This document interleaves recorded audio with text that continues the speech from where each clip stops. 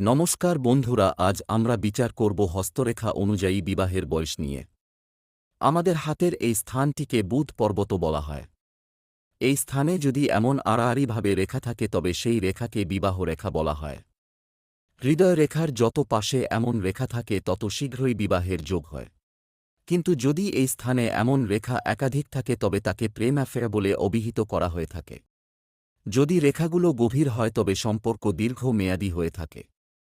এছাড়া এই স্থান থেকে আমরা সন্তান বিচার করে থাকি। এই বুধ পর্বতে যতগুলো এমন ঊর্ধ্বমুখী রেখা দেখা যায় জ্যোতিষশাস্ত্র অনুযায়ী জাতক বা জাতিকার সন্তানের যোগ বলে পরিভাষিত করা হয়। যদি এই রেখা কোনো স্থানে ভগ্ন বা পঙ্ক্তিচ্যুত হয়ে যায় তবে জাতিকার গর্ভপাত বা মিসক্যারেজ পর্যন্ত হতে পারে। আজকের জন্য তবে এটুকুই। এমন আরও ভিডিও পেতে আমাদের রত্নাঞ্জলি চ্যানেলকে সাবস্ক্রাইব করুন এবং বেল আইকনে ক্লিক করুন সবার আগে নোটিফিকেশন